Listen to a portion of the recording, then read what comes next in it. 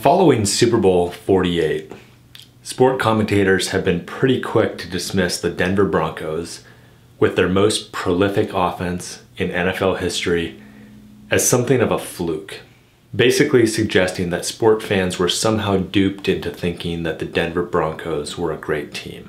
As a fan, it seems reasonable to conclude that what we saw in Super Bowl XLVIII means that the Denver Broncos came into the game overrated. But as a sports psychology consultant, Super Bowl XLVIII proves to me that the Denver Broncos and the Seattle Seahawks are humans whose behavior conformed to a pattern I've heard described by hundreds of athletes who've come to me for help. And Super Bowl XLVIII provides a tremendous case study into the psychology of human performance. Let me explain. It all started with a simple mistake. A miscommunication between an extraordinary quarterback, Peyton Manning, and his very capable center, Manny Ramirez, 7 seconds into Super Bowl XLVIII. On the scoreboard, that mistake only cost the Denver Broncos 2 points. But that single mistake 7 seconds into the game exponentially increased the likelihood that the Denver Broncos would lose Super Bowl XLVIII. And here's why. The thoughts and feelings that accompany mistakes actually make it more likely that athletes will make additional mistakes, unless the athlete has the mental toughness to be deliberate about dealing with the mistake more or less immediately. Athletes respond to success and failure in astonishingly predictable ways. No matter what level they're competing at or what sport they're competing in, success is exciting and winning feels good. But losing feels bad and failure is frustrating. Failure is especially frustrating if the mistake is costly or public or particularly embarrassing. A botched snap 7 seconds into the biggest game on the biggest stage wins the Triple Crown. When athletes make mistakes in tasks that are meaningful to them, they get frustrated. And when they get frustrated, their confidence tends to decrease as their focus, which should be on the present, drifts to the past to figure out what went wrong, and to the future to assess the possible consequences. If an athlete makes enough mistakes, they usually become preoccupied with the past and future. Their anger evolves into fear, and instead of trying to succeed, they start trying not to fail. And their attention is focused on what they hope not to do rather than what needs to be done. This is a problem because our behavior usually follows our attention rather than our intentions. If a quarterback's intention is to throw a ball to his receiver's back shoulder, but his attention is on the cornerback, he's more likely to throw an interception.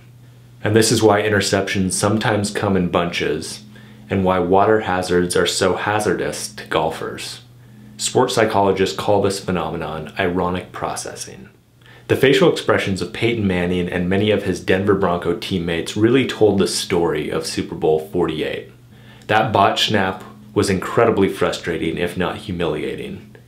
And eyes really are the window into the soul. So as the mistakes piled up, vigilant viewers could see frustration turn into preoccupation. And preoccupation is lethal to sport performance. A mind that is focused on the subjective past and future cannot focus on the objective present. And an athlete who is afraid of an outcome cannot be confident in a process. When concentration and confidence evaporate, motivation usually follows. And in this psychological state, more balls are dropped, more tackles are missed, and more flags are thrown and more whistles are blown to penalize sloppy play. Super Bowl XLVIII is proof that even the world's greatest athletes have a breaking point. A point at which they will essentially give up if things get too stressful. In basketball or soccer, players will sometimes raise their hand to call for a sub. In tennis, we call it tanking when a player more or less intentionally loses points to expedite a seemingly inevitable outcome, so that they can get out of an incredibly stressful situation more quickly. In Super Bowl XLVIII, viewers could see things change in the eyes of the Broncos players even before the outcome of the game was no longer in doubt. Some of the Seahawks players even told journalists after the game that they could see the Denver Broncos kind of give up, as if something had switched off. And this is what athletes do when things get too stressful. I call this dialing out. Super Bowl XLVIII provided an unusually clear picture of how the minds of athletes respond to repeated failures throughout a competition. Usually the route to dialed out is not nearly as direct. And that is because few games are so lopsided. Tennis players rarely win or lose all of the points in a tennis match, so their mindset is constantly shifting between neutral and frustrated and pleased. And football teams usually don't play such pervasively poor football, so the route to dialed out is usually less direct, if anyone even gets there. But usually players spend most of their time in neutral, frustrated, and the pleased competitive positions. But this wasn't the case in Super Bowl XLVIII. The Denver Broncos just couldn't get the successes that they needed to offset the psychological impact of the repeated failures. But it was clear in Super Bowl XLVIII that the Bronco players were not able to take control of their thoughts and feelings and deal with mistakes quickly enough. And because they're humans, albeit incredibly talented humans who are extremely good at playing football, they simply dialed out, despite the fact that they were gentlemen about it and went through the motions of making football moves until the final whistle blew. Now, if you watch Super Bowl XLVIII, you'll probably remember that there was another team involved. The Seahawks provided a great look into the other side of the performance dial. The psychology of a team that was riding the sort of wave that forms when successes accumulate and confidence builds, attention is focused on the process, and motivation is driven to new heights. The Seahawks came out strong, and Denver's losses were Seattle's gains. But importantly, the Seahawks remained in a mindset where they were able to capitalize on the Broncos' mistakes. This was not particularly surprising, given that athletes usually respond to success in fairly predictable ways. When things go well for an athlete, they're pleased. It feels good to make a great block or an acrobatic catch or force a fumble. Success usually consolidates attention because athletes don't tend to ruminate about the reasons why they succeeded. The Seahawks players probably weren't wondering to themselves, gosh, I don't understand why I'm playing so well today. They just kept playing and the energy kept building.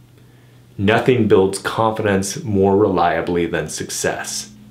And nothing is more motivating than the thought that you can succeed. Increased confidence and motivation put the Seahawks in a position where they were even more likely to be successful executing subsequent plays. When things start going really well on the field, athletes talk about feeling energized by the success. Even casual viewers could probably see a different level of energy in the body language and facial expressions of the Seahawks players as the game progressed. And when things are at their best, some players will dial in. It's as if they're almost playing in autopilot and their sense of time slows, things seem easier, almost effortless, and the thought of failure isn't even considered. Some call this flow or the zone. And I don't know if any of the Seahawks players got there, but those who watched the game know from their body language that the Seahawks players played most of their game on the right side of the performance dial.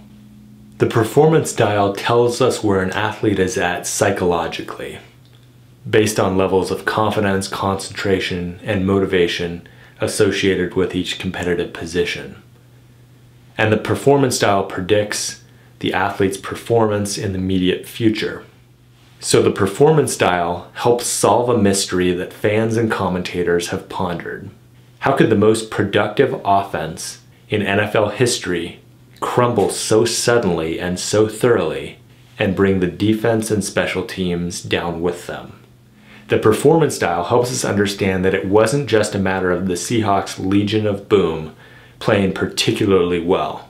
The Super Bowl XLVIII rout may have been caused by one costly mistake that was not properly dealt with emotionally, which triggered a psychological process in the minds of Broncos players that increased the probability that additional mistakes would be made. And those additional mistakes pushed the Broncos players past the point of no return. And though they are extremely talented athletes, even they could not withstand the psychological tsunami of the repeated failures. And that is why a botched snap on the first offensive play may not have determined the outcome of the game, but it exponentially increased the likelihood that the Denver Broncos would be defeated in Super Bowl XLVIII.